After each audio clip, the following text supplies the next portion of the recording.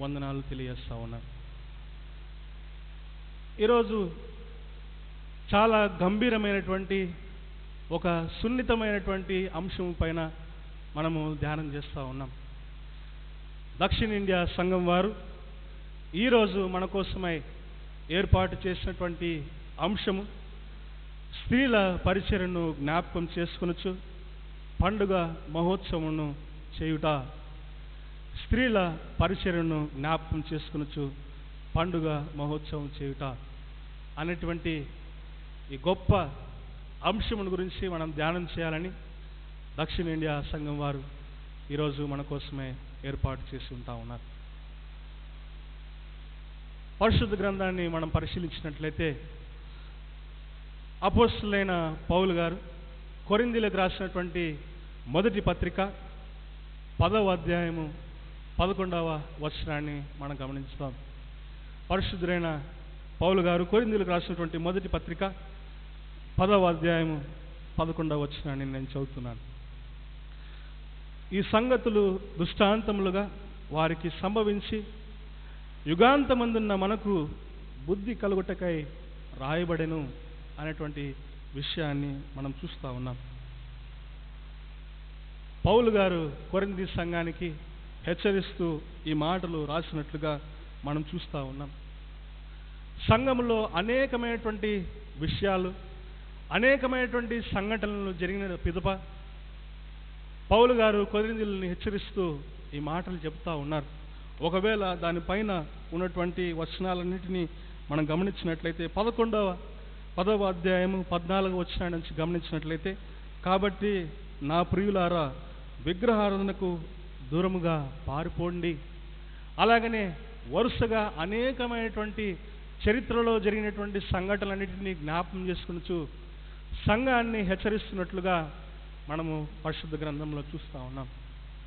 ఈరోజు కూడా మన చేతులలో మనకు పరిశుద్ధ గ్రంథాన్ని దేవుడు ఎందుకని ఇచ్చి ఉన్నారంటే, చరిత్రలో జరిగినటువంటి అనేకమైనటువంటి సంఘటనల నుంచి మనము నేర్చుకోవాల్సినటువంటి సంగతులు అనేకములై ఉన్నావని కనుక, అవి చెడ్డవైనా సరే మంచి సంఘటనలైనా సరే వాటిలో నుంచి మనము సరైనటువంటి గుణపాఠాలని మనము నేర్చుకోవాలని పరిశుద్ధ గ్రంథాన్ని దేవుడు మన చేతిలోనికి ఇచ్చి ఉంటా ఉన్నారు. అందుకనే పౌలు గారు కొరింథీ సంఘానికి చెబుతూ ఈ సంగతులన్నీ అంటే పైన చెప్పినటువంటి సంగతులన్నింటినీ దృష్టాంతములుగా అప్పుడు జరిగినటువంటి సంఘటనలన్నింటినీ వారికి సంభవించి యుగాంతమందున్న మనందరికీ బుద్ధి కలుగుటకై ఇవన్నీ రాయబడనని పరిశుద్ధ గ్రంథంలో పౌలు గారు చెబుతా ఉన్నాడు. ఈరోజు మనము కూడా ఈ పరిశుద్ధ గ్రంథంలో ఉన్నటువంటి అనేకమైనటువంటి సంఘటనల నుంచి మనము నేర్చుకోవాల్సినటువంటి సంగతులను, మన జీవితముల యొక్క క్షేమము కొరకై మనం నేర్చుకోవాల్సినటువంటి సంగతులను పరిశుద్ధ గ్రంథంలో దేవుడు రచించి ఉన్నట్లుగా మనం చూస్తూ ఉన్నాం. అంటే బైబిల్లో అనేకమైనటువంటి వ్యక్తుల గురించి, అనేకమైనటువంటి సంఘటనల గురించి దేవుడు మన కోసమే రచించి ఉన్నట్లుగా మనం చూస్తూ ఉన్నాం. వాటన్నిటి నుంచి మనము నేర్చుకోవాల్సినటువంటి సంఘటనలను ఎన్నో దేవుడు రాసి ఉన్నట్లుగా మనం చూస్తూ ఉన్నాం.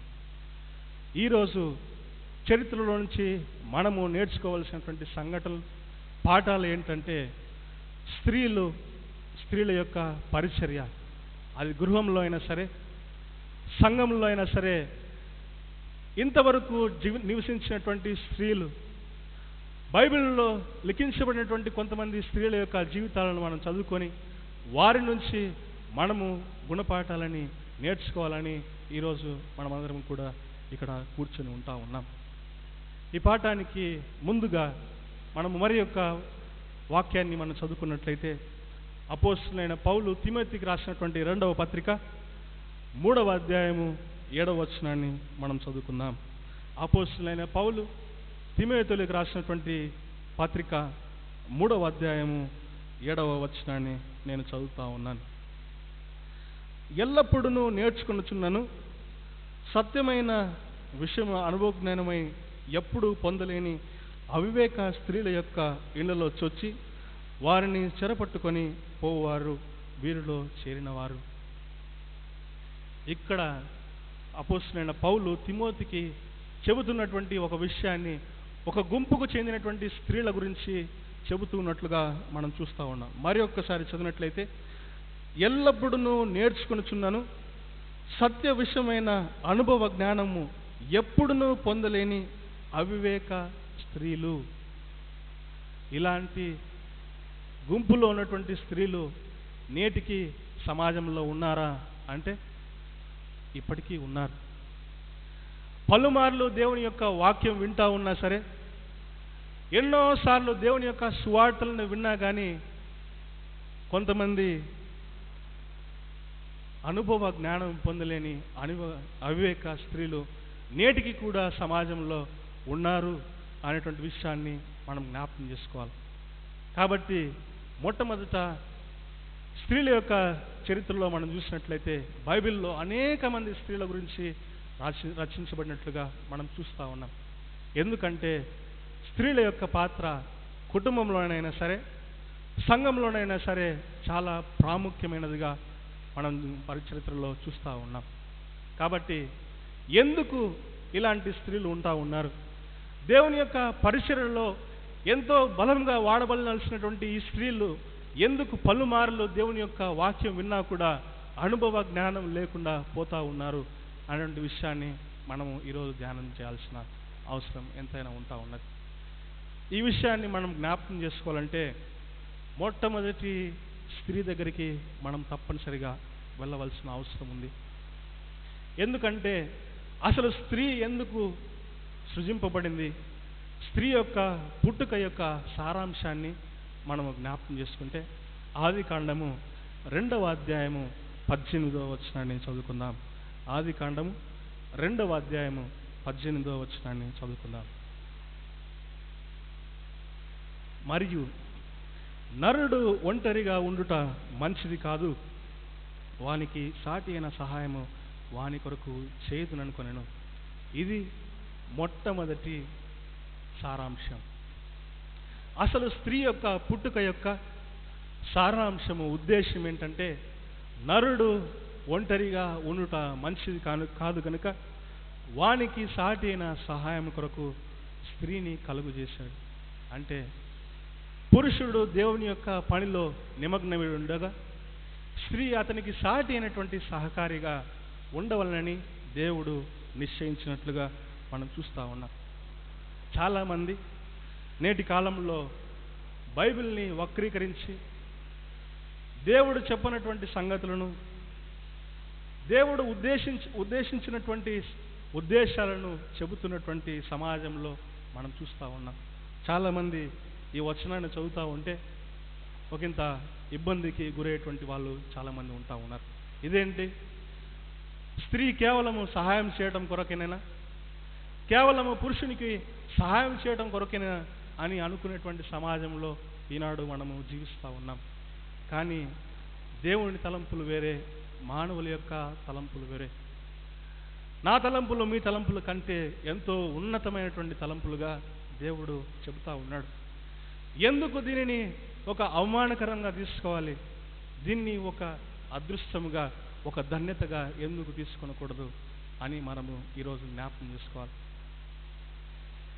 ఈ విషయాన్ని నేను జ్ఞాపకం చేసుకునేటప్పుడు ఒక విషయాన్ని నేను జ్ఞాపకం చేయాలని నేను ఎంతగానో ఆశపడతా ఉన్నా. మామూలుగా నేను అప్పుడప్పుడు బిషప్ తండ్రి గారి దగ్గరికి వెళ్ళినప్పుడు నేను చాలాసార్లు గమనించిన, తండ్రి గారు ఎంతగానో బిజీగా ఆయన అనేకమైనటువంటి పనులలో ఉన్నప్పుడు తల్లిగారు ఎంతగానో సహాయంగా ఉంటూ ఆయన ఆహారం నుంచి ఆయన ప్రయాణాల వరకు, ఆయన వేసుకునేటువంటి బట్టల వరకు ప్రతిదీ కూడా సర్ది చెప్పటం నేను గమనిస్తూ ఉన్నా. అలాగనే మన గురువులమ్మ గారు కూడా ఎవరైనా సరే వారి ఇంటికి వెళ్ళినప్పుడు వారికి ఆతిథ్యాన్ని ఇచ్చేటువంటి స్త్రీగా నేను చూస్తూ ఉన్నా. అంతెందుకు, నేను ఈ విధంగా మీ అందరి ముందర నిలబడి ఇంత చక్కగా వాక్య ప్రసంగం చేస్తూ ఉన్నానంటే దీనంతటి కారణం మొదటి నా తల్లి, తర్వాత నా భార్య. ఇలా ప్రతి ఒక్క పురుషుని యొక్క ఘనతలో స్త్రీల యొక్క పాత్ర చాలా ఉన్నతంగా ఉంటా ఉన్నది. కాబట్టి స్త్రీల యొక్క పాత్ర ఈ లోకంలో కుటుంబంలోనైనా సరే, సంఘంలోనైనా సరే ఎంతో ఉన్నతంగా ఉన్నట్లుగా మనం చూస్తూ ఉన్నాం. కాబట్టి మొదటి ఉద్దేశాన్ని మనం గమనించినట్లయితే, దేవుడు స్త్రీని పురుషునికి సాటైనటువంటి సహకారిగా ఉండాలని ఉద్దేశించినట్లుగా మనం చూస్తూ ఉన్నాం. ఇంకొక రెండవ బాధ్యతని దేవుడు స్త్రీల పట్ల ఏమి కలిగి ఉన్నాడో ఒకసారి మనం గమనించినట్లయితే, అపోస్తలుడైన పౌలు ఎఫెసీయులకు రాసినటువంటి పత్రిక 5వ అధ్యాయము 22వ వచనాన్ని గమనిద్దాం. అపోస్తలుడైన పౌలు ఎఫెసీయులకు రాసినటువంటి పత్రిక 5వ అధ్యాయము 22వ వచనం. స్త్రీలారా, ప్రభునకు వలె మీ సొంత పురుషులకు లోబడి ఉండుడి. క్రీస్తు సంఘమునకు శిరస్సై ఉన్నలాగున పురుషుడు భార్యకు శిరస్సై ఉన్నాడు. అనేకమైనటువంటి వివాహాలలో ఈ వచనాన్ని గురించి మనం చదువుతూ ఉన్నాం. స్త్రీకి మొట్టమొదటి ఇచ్చినటువంటి బాధ్యత పురుషునికి సహకారిగా ఉండాలని మొదటి బాధ్యత అని మనం ఆలోచన చేస్తే, రెండవది స్త్రీకి ఇచ్చినటువంటి బాధ్యత, స్త్రీలారా ప్రభునకు వలె మీ సొంత పురుషులకు లోబడి ఉండుడి అని దేవుని వాక్యం చెబుతా ఉంది. అంత ఉన్నతమైనటువంటి నియమాన్ని, కట్టడల్ని దేవుడు మన కోసమే రాసి ఉంటా ఉన్నారు. చాలామంది ఈ సంఘటనని, ఈ విషయాలని మర్చిపోయేటువంటి కాలంలో మనం చూస్తూ ఉన్నాం. ఇంకా కొంచెం ముందుకు వెళ్తే, ఇంకా దేవుడు నియమించినటువంటి కట్టడల గురించి మనం ఇంకా లోతుగా తెలుసుకుంటే, సంఖ్యాకాండము 30వ అధ్యాయము 3వ వచనాన్ని మనం గమనిద్దాం. ఇంకా దేవుడు ఉద్దేశించినటువంటి, దేవుడు ప్రణాళికల్లో ఉన్నటువంటి కుటుంబ వ్యవస్థ ఎలా ఉండాలని దేవుడు ఆశపడినాడో ఇంకా లోతుగా తెలుసుకోవాలని ఒకవేళ మనం ఆలోచన చేస్తే, సంఖ్యాకాండము 30వ అధ్యాయము 3వ వచనం నుంచి తర్వాత వచనాలు చదువుకుంటే మనకంతా కూడా స్పష్టంగా అర్థమవుతా ఉన్నది. దేవుడు కుటుంబ వ్యవస్థకి ఎంత విలువనిచ్చినాడో, ఎంత పకడ్బందీగా దేవుడు కుటుంబ యొక్క వ్యవస్థని ఏర్పాటు చేసినాడో మనము చదువుకొనవచ్చు. సంఖ్యాకాండము 30వ అధ్యాయము 3వ వచనాన్ని నేను చదువుతా ఉన్నాను. మరియు ఒక స్త్రీ బాల్యమున తన తండ్రి ఇంత ఉండగా యెహోవాకు మొక్కుబడి భద్రురాలైన ఎడల, ఆమె తండ్రి ఆమె మొక్కుబడిని, ఆమె కలుగజేసుకున్న బాధ్యతలను విని దాని గురించి ఊరుకుని ఎడల ఆమె మొక్కుబడులన్నీ నిలుచును. ఆమె తాను బద్దులాటకు పెట్టుకుని ఒట్టు నిలుచును. ఆమె తండ్రి వినిన దినమున అపేక్షణ చేసిన ఎడల ఆమె మొక్కుబడిలో ఏదియు, ఆమె తన మీద పెట్టుకున్న బాధ్యతలో ఏదియు నిలవకపోవును. ఇక్కడ రెండు రకాలైనటువంటి స్త్రీల గురించి దేవుడు చెబుతా ఉన్నాడు. ఒకటి పెళ్లి కాని స్త్రీల గురించి, రెండవది పెళ్లి అయినటువంటి స్త్రీల గురించి. దేవుడు ఎంత ఉన్నతమైనటువంటి స్థానంలో కుటుంబ వ్యవస్థను ఉంచినాడంటే ఇక్కడ చదువుకున్నటువంటి వాక్యంలో మనకు తేటతెల్లముగా తెలుస్తూ ఉన్నది. ఒకవేళ వివాహం కాని ఒక స్త్రీ యెహోవాకు ఇవ్వవలనని ఏదైనా ఒక మొక్కుబడి చేసుకునే ఎడల దాన్ని చెల్లించడానికి వెళ్ళడానికంటే ముందుగా తన తండ్రి నుంచి ఆమె ఒక పర్మిషన్ తీసుకోవాల్సిన అవసరం ఉన్నది. తండ్రి అనుమతి ఇస్తేనే తప్ప దేవునికి అప్పగించుకున్నటువంటి, లేకపోతే నిర్ణయించుకున్నటువంటి అర్పణ చేయడానికి వీలు లేదు. ఒకవేళ ఆ పెళ్లి కానిటువంటి స్త్రీ ఇచ్చుకున్నటువంటి ఆ యొక్క మొక్కుబడిని చెల్లించుకోవడానికి వెళ్ళడానికంటే ముందుగా తన తండ్రి ఆపేక్షించిన ఎడల ఆ మొక్కుబడి చెల్లదు. దాని తర్వాత వచనాన్ని మనం చదివినట్లయితే,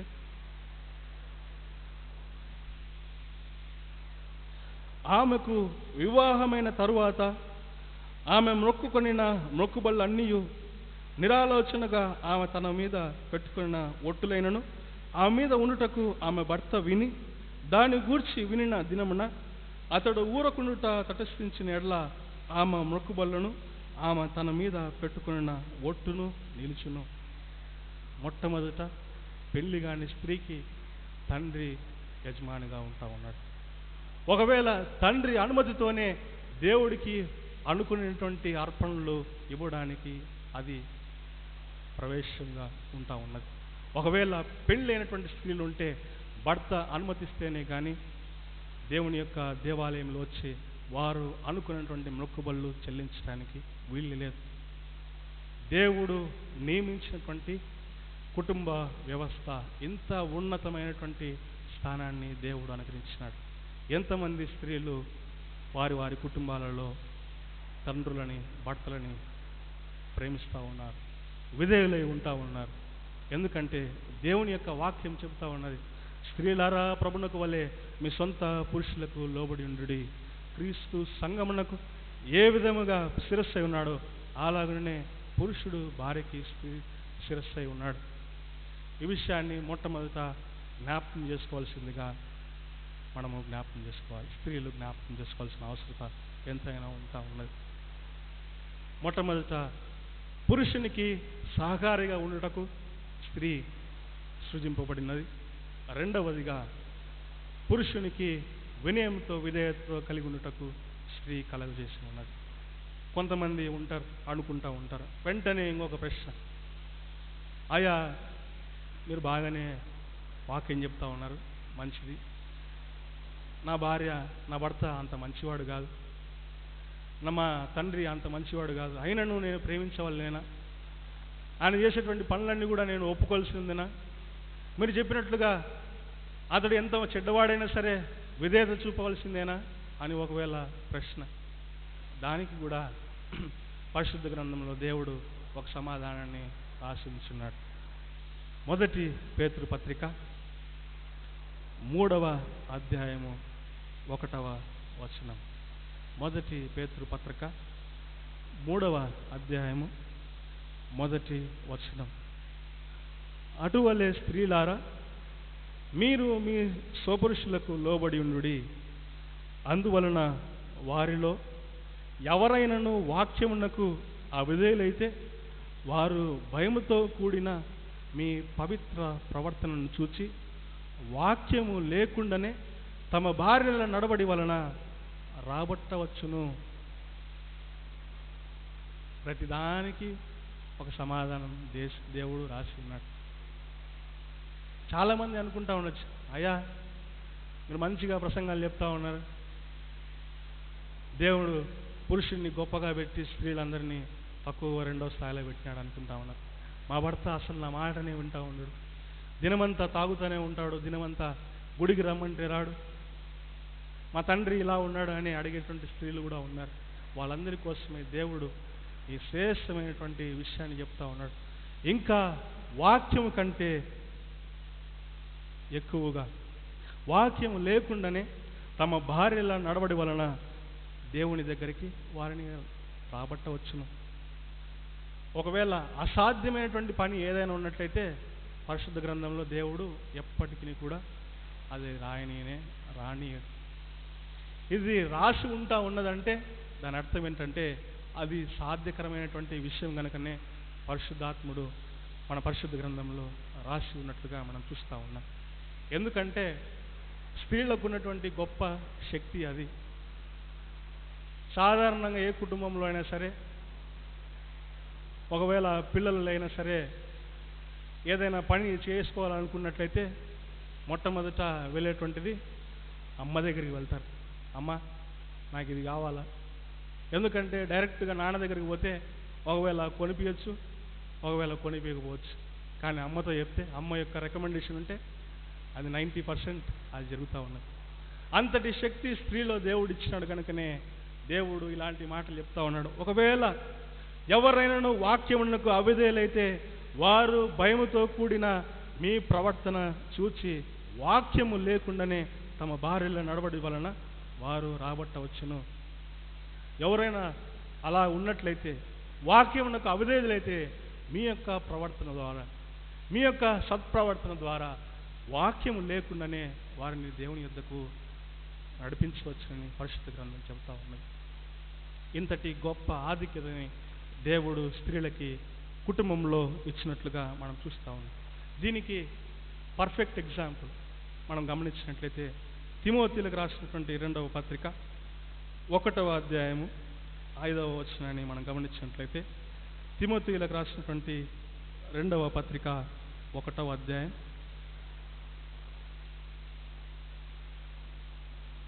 5వ వచనం చివరి భాగాన్ని మనం గమనించినట్లయితే అపోస్తలుడైన పౌలు గారు తిమోతి గురించినటువంటి సాక్ష్యాన్ని ఇస్తున్నట్లుగా మనం చూస్తూ ఉన్నాం. చివరి భాగాన్ని మనం చూసినట్లయితే, ఆ విశ్వాసం ఎదుట నీ అవ్వ అయిన లోయలోను నీ తల్లి అయిన యూనికేలోను వసించెను, అది నీ యందు సహా వసించుచున్నదని నేను రూఢిగా నమ్ముచున్నాను.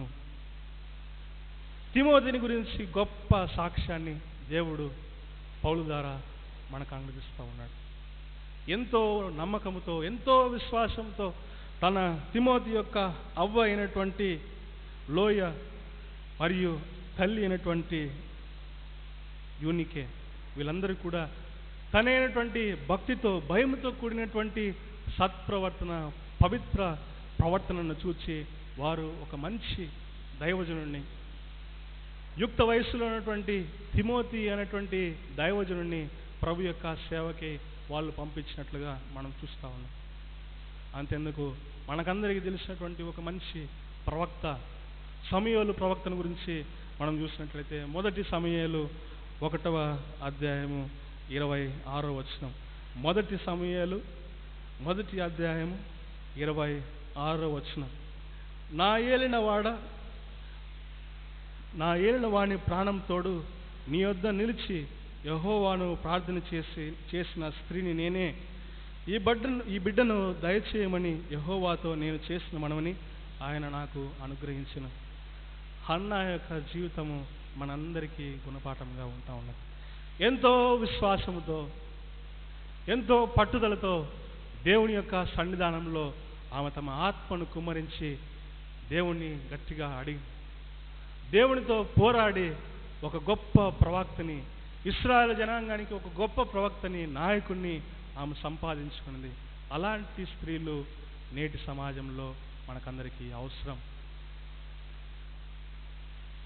పురుషునికి సహకరించేటువంటి స్త్రీ, పురుషునికి విధేయత కలిగినటువంటి స్త్రీ, అలాగనే క్రీస్తు కొరకే గొప్ప నాయకుల్ని తయారు చేసేటువంటి స్త్రీలు గృహములలో మనందరికీ నేటి సమాజంలో మనకందరికీ అవసరతగా ఉన్నాయి. ఇంకా మనం అనేక మందిని గురించినటువంటి చరిత్రలో మనం బైబిల్ గ్రంథంలో మనం చూస్తూ ఉన్నాం. పౌలు యొక్క సేవలో సహాయపడినటువంటి అకుల, ప్రిస్కిల్లాలు, వీళ్ళు సామాన్యమైనటువంటి జీవితాలు గడిపేటువంటి వాళ్ళు, డేరాలు గుట్టుకుంటా వాళ్ళ యొక్క జీవితాలని కొనసాగించేటువంటి వాళ్ళు. అకులకి ప్రిస్కిల్లా ఎంతగానో సహాయకరిగా ఉన్నట్లుగా చరిత్రలో మనం గమనించినట్లయితే యేసు ప్రభుల వారి తల్లి అయినటువంటి మరియా యోసేపునకు ఎంతగానో సాటి అయినటువంటి స్త్రీగా మనం చరిత్రలో చూస్తూ ఉన్నాం. ఇలా చూసుకుంటా వెళ్తూ ఉన్నట్లయితే చరిత్రలో ఎంతోమంది స్త్రీలు పురుషులకి సహకారిగా, పురుషులకి విధేయత కలిగినటువంటి వారుగా, అలాగనే సంఘమునకు గొప్ప గొప్ప నాయకులను తయారు చేసినటువంటి స్త్రీలని మనము ఎంతమందినో మనం పరిశుద్ధ గ్రంథంలో చూస్తూ ఉన్నాం. ఈరోజు మనం చదువుకున్నటువంటి మొదటి పాఠము న్యాయాధిపతుల గ్రంథము 4వ అధ్యాయము 4 నుంచి 16 వచనాలు మనం గమనించినట్లయితే ఒక గొప్ప ప్రవక్తిని గురించి దేవుడు రచించినట్లుగా మనం చూస్తూ ఉన్నాం. దెబోరా అనేటువంటి ప్రవక్తిని ఇశ్రాయేల్ జనాంగానికి ఉన్నటువంటి 4వ ప్రవక్తలలో ఈమె ఒకరు, 4వ ప్రవక్త. ఈమె చేతికి దేవుడు, స్త్రీల యొక్క చేతికి పరులని ఒక శత్రు సైన్యాన్ని దేవుడు అనుగ్రహించినట్లుగా మనము ఈరోజు పాత నిబంధన గ్రంథంలో మనం చూస్తూ ఉన్నాం. చరిత్రలో మనం చూసినట్లయితే ఎప్పుడు ఆ రాజుకి ఈ సైన్యాన్ని దేవుడు అప్పగించెను, ఆ సైన్యాధిపతికి దేవుడు తన రాజ్యాన్ని అప్పగించెను అని మనం చూసుకుంటానే వెళ్తూ ఉన్నాం. కానీ మొట్టమొదట ఒక స్త్రీ చేతికి దేవుడు పరుల యొక్క రాజ్యాన్ని అప్పగించినట్లుగా మనం పరిశుద్ధ గ్రంథంలో చూస్తూ ఉన్నాం. అంతటి గొప్ప ఘనతని స్త్రీ అయినటువంటి దెబోరాకి ఇచ్చినట్లుగా మనం చూస్తూ ఉన్నాం. ఇంతవరకు మనము స్త్రీల యొక్క బాధ్యతని, కుటుంబంలో నిర్వర్తించాల్సినటువంటి బాధ్యతలను గురించి మనం ఇంతవరకు చదువుకున్నాం, విన్నాం. ఇప్పుడు మనము స్త్రీలు సంఘంలో ఎలా ఉండాలి, సంఘంలో వాళ్ళు చేయవలసినటువంటి పరిచర్య ఎలాంటిది అనేటువంటి విషయాన్ని మనం జ్ఞాపకం చేసుకుంటా ఉన్నాం. స్త్రీల యొక్క పరిచర్యని జ్ఞాపకం చేసుకుంటా ఉన్నాం. ఇంతవరకు అనేక మంది స్త్రీల గురించి మనము చర్చించినాం. ఒక దెబోరా గురించి, ఒక హన్నా గురించి, ఒక మరియమ్మ గురించి, అలాగనే అనేక మంది స్త్రీల గురించి చరిత్రలో నుంచి మనం చదువుకుంటా ఉన్నాం. దేవుడు చెప్పినటువంటి విధముగా, దేవుడు ఆశించినటువంటి విధముగా చరిత్రలో నుంచి మనము గుణపాఠాలని మనం చదువుకున్నాం. ఇంతవరకు మనము ఆయా స్త్రీలు కుటుంబంలో, గృహ వ్యవస్థలో వారు నిర్వర్తించినటువంటి బాధ్యతల గురించి మనం చదువుకున్నాం. ఇప్పుడు మనము స్త్రీలు సంఘంలో చేయవలసినటువంటి బాధ్యతల గురించి మనం చదువుకున్నాం. దానికంటే ముందుగా ఒక వచనాన్ని మనం గమనించినట్లయితే, అపోస్తలుడైన పౌలు కొరింథీయులకు రాసినటువంటి మొదటి పత్రిక 14వ అధ్యాయము 34-35 వచనాలు మనం గమనిద్దాం. అపోస్తలుడైన పౌలు కొరింథీయులకు రాసినటువంటి మొదటి పత్రిక 14వ అధ్యాయము 34-35 వచనాలు మనం గమనించినట్లయితే, ఈ వచనాన్ని చాలామంది బోధకులు అనేకమైనటువంటి బోధనలు చేసేటువంటి వాళ్ళుగా ఉంటా ఉన్నారు. చాలామంది తప్పుడు బోధనలు చేసేటువంటి వాళ్ళు ఉన్నారు. ఒకసారి మనం వచనాన్ని చదువుకున్నట్లయితే, మొదటి కొరింథీయులకు రాసినటువంటి పత్రిక 14వ అధ్యాయం 34-35 వచనాలు.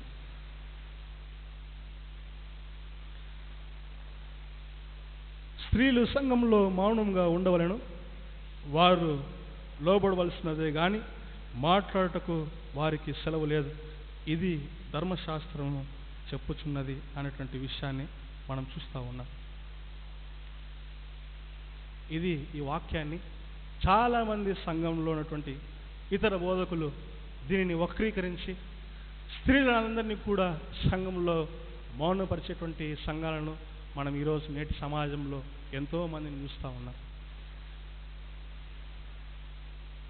స్త్రీలు సంఘంలో మౌనంగా ఉండవలేదు. ఎందుకు పౌలు గారు ఈ మాటలని చెబుతూ ఉన్నారు అని ఒకవేళ మనం ఆలోచన చేస్తే, ఏదైనా సరే ఒక వచనాన్ని మనం చదువుకున్నప్పుడు పైన కొన్ని వచనాలని, కింద కొన్ని వచనాలని మనం చదవాల్సిన అవసరం ఎంతైనా ఉంటా ఉన్నది. ఎందుకంటే ఆ మాటలు ఏ సందర్భంలో చెప్పబడినాయి, ఎందుకని ఆ మాటలు చెప్పబడినాయి అనేటువంటి విషయాన్ని మనకు అర్థం కావాలంటే పైన వచనాలు చదవాల్సిన అవసరం ఉంది, కింద వచనాలు చదవాల్సిన అవసరం ఉంది. కానీ నేటి సమాజంలో చాలామంది బోధకులు ఏదో ఒక మధ్యలో ఉన్నటువంటి ఒక వచనాన్ని పట్టుకొని దాని మీదనే గంటలు ప్రసంగాలు చేసేటువంటి సమాజంలో మనం నివసిస్తూ ఉన్నాం. అదే 14వ అధ్యాయంలో, మొదటి కొరింథీయులు 14వ అధ్యాయంలో మనం గమనించినట్లయితే 26వ వచనాన్ని మనం గమనించినట్లయితే, సహోదరులారా, ఇప్పుడు మీలో ఏమి జరుగుతున్నది? మీరు కూడి వచ్చినప్పుడు ఒకడు ఒక కీర్తన పాడవలనని ఉన్నాడు, మరి ఒకడు బోధింపవలనని ఉన్నాడు, మరి ఒకడు తనకు బయలుపరచబడినది ప్రకటన చేయవలని ఉన్నాడు, మరి ఒకడు భాషలతో మాట్లాడవలని ఉన్నాడు, మరి ఒకడు అర్థము చెప్పవలని ఉన్నాడు. ఇంతమంది ఒక ఆరాధనలో పాల్గొనాలని ఆశపడతా ఉన్నారు. ఒకరు పాట పాడాలని ఆశపడతా ఉన్నారంట, ఒకరు ప్రార్థన చేయాలని ఆశపడతా ఉన్నారంట, ఒకరు భాషలో మాట్లాడాలని ఆశపడతా ఉన్నారంట, ఇంకొకరు సాక్ష్యం చెప్పాలని ఆశపడతా ఉన్నారంట. ఇంతమంది అనేకమైనటువంటి వారు సంఘంలో పాల్గొనాలని ఆశపడతా ఉన్నారు. అటువంటి సందర్భంలో పౌలు గారు ఈ సందర్భాన్ని చెప్తా ఉన్నాడు. స్త్రీలారా, ఇప్పటికే సమయం లేక మనమందరం ఇబ్బంది పడతా ఉన్నారు. మొట్టమొదటి తొలినాళ్ళలో జరిగినటువంటి సంఘటనల గురించి మనం ఇప్పుడు చర్చించుకుంటా ఉన్నాం. పౌలు గారు కొరింథీ సంఘాన్ని కట్టిన తర్వాత వారిలో ఉన్నటువంటి సంగతులను, వారిలో ఉన్నటువంటి ఇబ్బందులను అన్నిటినీ వాళ్ళు ఉత్తర్వులను రాసి ఈయనకు పంపించినప్పుడు ఈయన దానికి జవాబుగా ఈ మాటలు రాస్తూ ఉన్నాడు. 26వ వచనాన్ని, సహోదరులారా, ఇప్పుడు మీలో ఏమి జరుగుతున్నది? ఒక సమస్యను గురించి పౌలు గారు చెబుతూ ఉన్నారు. ఇదిగో నేను వింటా ఉన్నా, మీరు కూడుకున్న ప్రతి ఒక్కసారి కూడా ఒకరు కీర్తన పాడవలనని, ఒకరు వాక్యోపదేశం చేయాలని, ఒకరు భాషలు మాట్లాడాలని, ఒకరు భాషాంతరంలో ఉన్నటువంటి భావాలను చెప్పాలని అనేక మంది ఉంటా ఉన్నారు. కనుక మీరందరూ కూడా సమయాన్ని పాటించవలసినటువంటి వారంగా ఉన్నారని పౌలు గారు హెచ్చరిస్తూ ఉన్నారు. అలాంటి సందర్భంలో స్త్రీలకు చెప్తా ఉన్నారు, అయ్యా ఇప్పటికే సమయం తక్కువగా ఉంటా ఉన్నది, అనేకమైనటువంటి విషయాల గురించి గొడవ పడుతూ ఉన్నారు, మీరు కూడా వచ్చి గొడవ పడాల్సిన అవసరం లేదు, కాబట్టి కొద్దిగా మౌనంగా ఉండాలి. ఒకవేళ ఆ విషయాన్ని మనం గమనించినట్లయితే 1 కొరింథీయులు 14వ అధ్యాయము 33వ వచనాన్ని గమనిద్దాం. 1 కొరింథీయులు 14వ అధ్యాయం 33వ వచనం చివరి వచనాన్ని మనం గమనించినట్లయితే, అలాగే పరిశుద్ధుల సంఘములన్నిటిలో దేవుడు సమాధానముకే కర్త గాని అల్లరికి కర్తగాడు. వీళ్ళందరూ కూడా కొట్లాడుతూ ఉన్నారు. చాలామంది సంఘంలో అలుగుతారు, పాట పాడాలని ఆశగా ఉంటుంది, పాట పాడనీకపోతే అలుగుతారు. ఏదో పని చేయాలని అనుకుంటారు, ఒకవేళ వాళ్ళకి ఇవ్వకపోతే అలిగేటువంటి వాళ్ళు ఉన్నారు. ఆనాటి సమాజంలో కూడా కొరింథీ సంఘంలో చాలామంది ఇలాంటి పరిస్థితుల్లోనే ఉంటా ఉన్నారు. ఒకరు కీర్తన పాడవాలని, ఒకరు వాక్యం చెప్పాలని, ఒకరు భాషల్లో మాట్లాడాలని, ఇలా అనేకమైనటువంటి గొడవలలో వారు సతమతమవుతూ ఉన్నారు. కనుకనే క్రీస్తు సమాధానమునకే కర్త కానీ అల్లరికి కర్త కాడు. కాబట్టి వీరందరూ కూడా మౌనంగా ఉండవాలని స్త్రీలకు చెప్తా ఉన్నాడు. అంత మాత్రాన స్త్రీలకి సంఘంలో ఉపదేశించకూడదని అర్థము కాదు.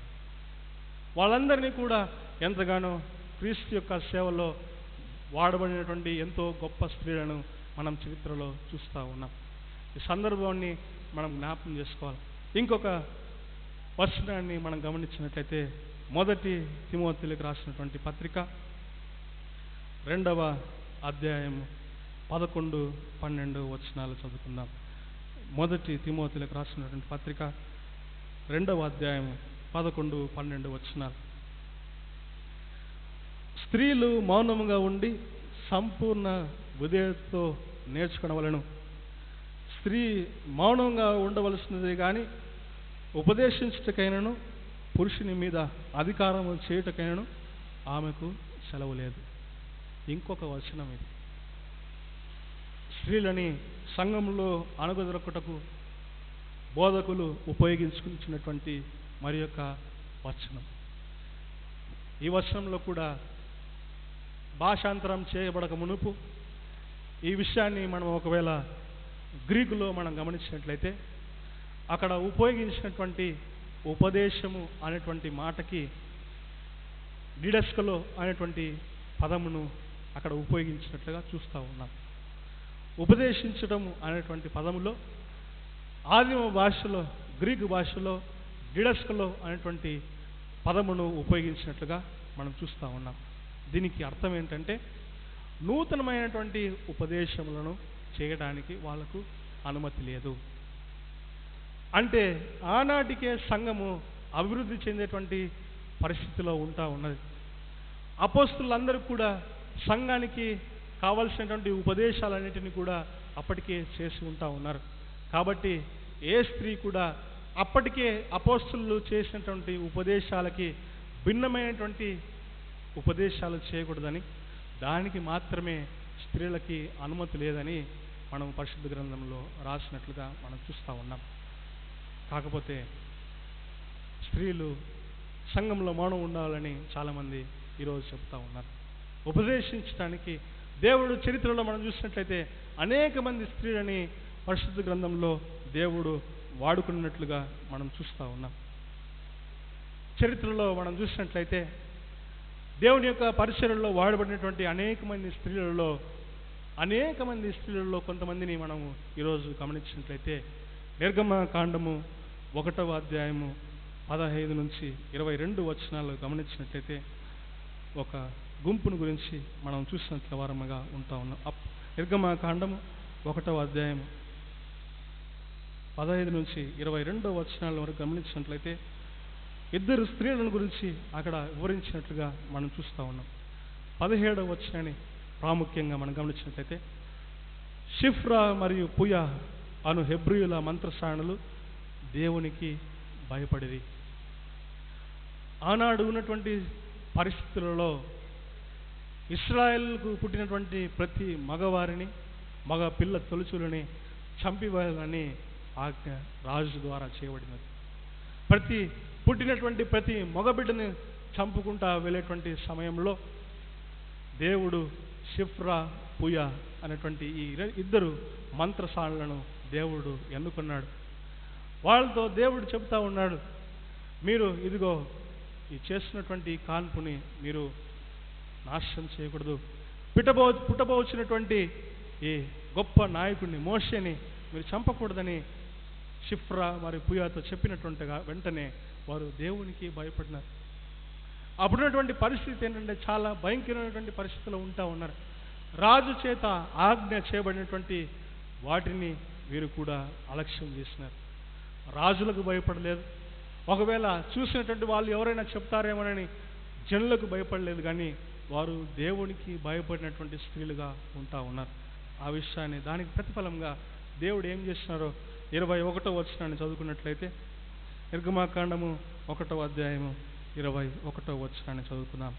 ఆ మంత్రసానులు దేవునికి భయపడినందున ఆయన వారికి వంశాభివృద్ధి కలుగజేసింది. ఏ స్త్రీలైతే దేవునికి భయపడేటువంటి స్త్రీలుగా ఈ సమాజంలో నివసిస్తూ ఉన్నారో అలాంటి గొప్ప ఆశీర్వాదాలు పొందుకునేటువంటి స్త్రీలుగా చరిత్రలో మనం చూస్తూ ఉన్నాం. వాళ్ళు చేసినటువంటి పని ఏది లేదు, కానీ దేవునికి వారు భయపడేది. రాజులకు భయపడలేదు, చుట్టూ ఉన్నటువంటి ప్రజలకు భయపడలేదు, కానీ వారు దేవునికి భయపడేది. అందుకనే దేవుడు ఆ మంత్రస్థానంలో దేవునికి భయపడినందున ఆయన వారికి వంశాభివృద్ధిని కలుగజేశారు.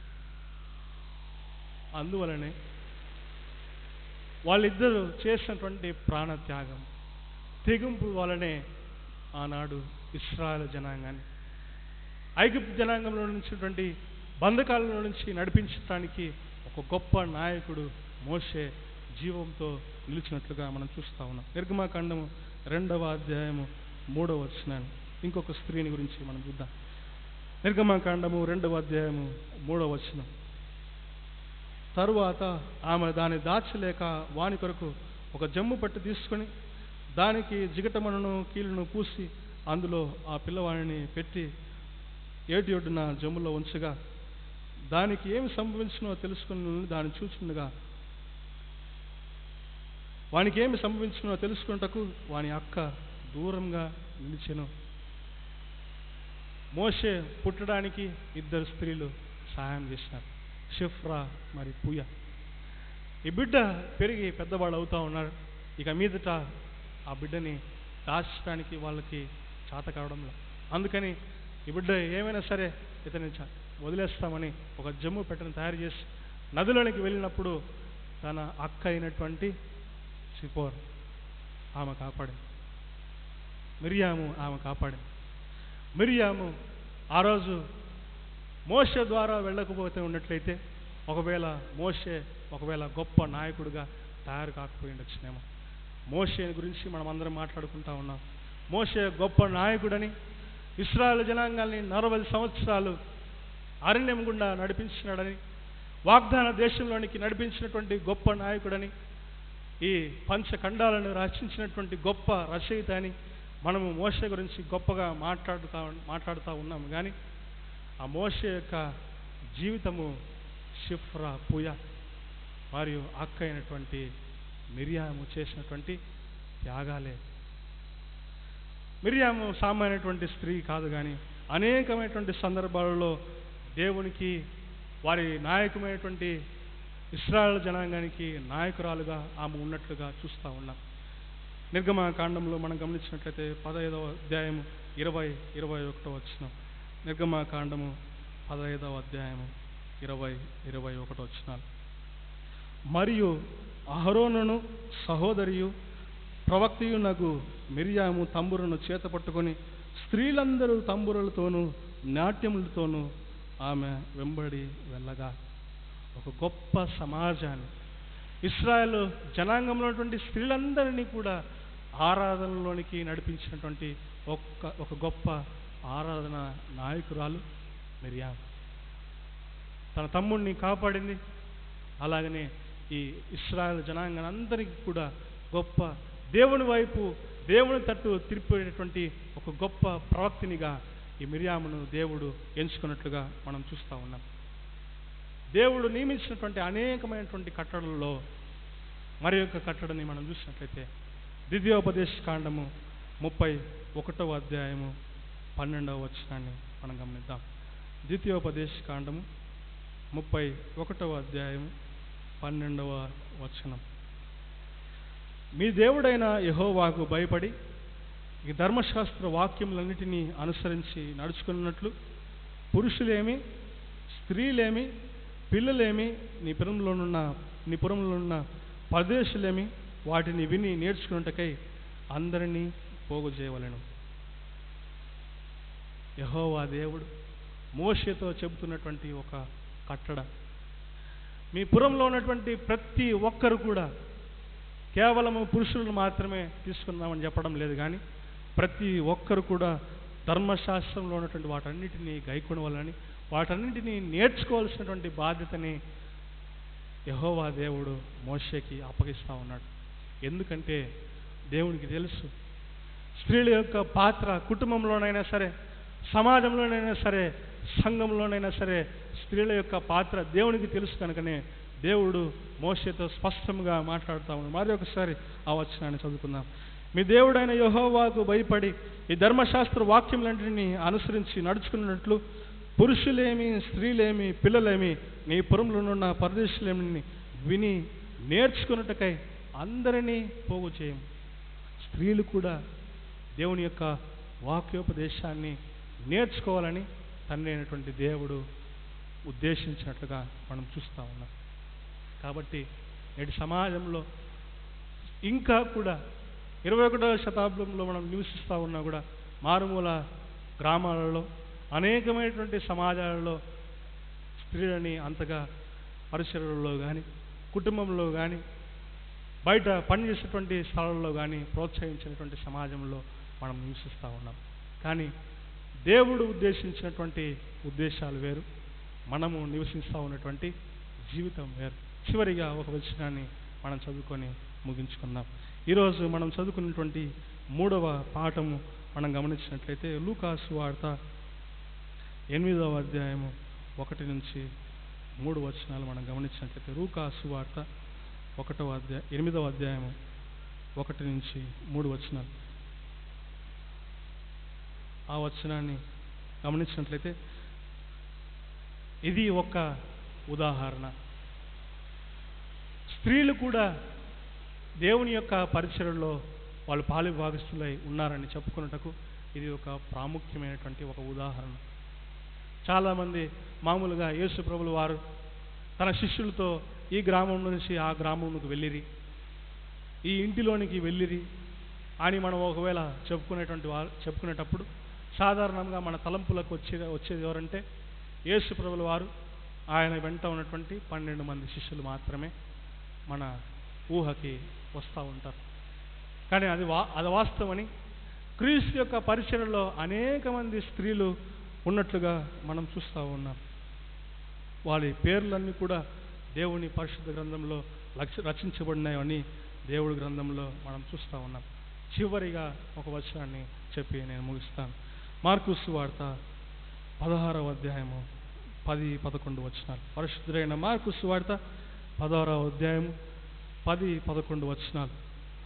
ఆయనతో ఉండిన వారు దుఃఖపడి ఏడ్చుచుండగా ఆమె వెళ్ళి ఆ సంగతి వారికి తెలియజేసెను. కానీ ఆయన బ్రతికి ఉన్నాడని ఆమె కనపడిన వారిని వారు విని నమ్మకపోయిరి. చివరికి యేసు ప్రభుల వారి యొక్క పునరుత్థాన మహాశుభవర్తమానం తెలియజెప్పింది ఆయన శిష్యులకు కాదు, ఒక స్త్రీకి. ఈ లోకానికి యేసు ప్రభుల వారు పునరుత్థానుడై ఉన్నాడని, ఆయన చనిపోయి అలాగనే సమాధిలో ఉండలేదని, ఆయన చెప్పిన విధముగా పునరుత్థానుడై సజీవుడై ఉన్నాడని ఈ లోకానికి ఈ శుభవర్తమానాన్ని చాటి చెప్పింది స్త్రీనే. కాబట్టి ఈనాడు మన స్త్రీల యొక్క సమాజంలో, స్త్రీలు కుటుంబంలో గృహంలో సంఘంలో చేసినటువంటి ఎన్నో గొప్ప త్యాగాలను, ఎన్నో గొప్ప పరిచర్యలను మనము జ్ఞాపకం చేసుకోవాల్సిన వారమై ఉంటా ఉన్నాం. పరిశుద్ధ గ్రంథంలో ఎంతోమంది స్త్రీల గురించి రాసి ఉంటా ఉన్నారు. కానీ చాలామంది యొక్క పేర్లను పరిశుద్ధ గ్రంథంలో లిఖించలేదు. అంత మాత్రాన స్త్రీలు దేవుని యొక్క పరిచర్యలో లేరని, అంత మాత్రాన స్త్రీలు దేవుని యొక్క పరిచర్యలో పాలిభాగస్తులు కారని ఒకవేళ మనం అనుకున్నట్లయితే మనం పొరపాటు పడిన వారం ఉంటా ఉన్నాం. స్త్రీల యొక్క శక్తి దేవుడు మనకందరికీ తెలియజేస్తూ ఉన్నారు. ఒకవేళ వాక్యానికి వ్యతిరేకంగా నడిచేటువంటి వారిని కూడా స్త్రీల యొక్క భయంతో కూడినటువంటి పవిత్ర ప్రవర్తనతో క్రీస్తు యొద్దకు నడిపించగలిగినటువంటి శక్తి దేవుడు స్త్రీలకు ఇచ్చినారు. కనుక అందరూ కూడా స్త్రీలను గౌరవించవాలని, స్త్రీలైనటువంటి వారందరూ కూడా వారి యొక్క గృహములలో వారి యొక్క బాధ్యతని, సంఘంలో వారి యొక్క బాధ్యతని మీరు మర్చిపోకుండా నిలుపుకోవాలని అందరికీ జ్ఞాపకం చేసుకుంటున్నాను. ఇక్కడ ఉన్నటువంటి వారందరూ కూడా నాకంటే వయస్సులో పెద్ద అయినటువంటి వారు, జ్ఞానంలో పెద్ద అయినటువంటి వారు, నా తల్లి వయస్సుతో సమానమైనటువంటి వారు. మీకు అందరికీ కూడా చెప్పేంతటి వయస్సు కానీ జ్ఞానం కానీ నాకు లేదు. కానీ అందరూ కూడా మీరు అందించినటువంటి దేవునికి పరిచర్యలో మీరు అందించినటువంటి పరిచర్యకి స్త్రీల సమాజం వారందరికీ కూడా ప్రత్యేకమైనటువంటి వందనాలు తెలుపుకుంటూ ముగిస్తాము. దేవునికి స్తోత్రం.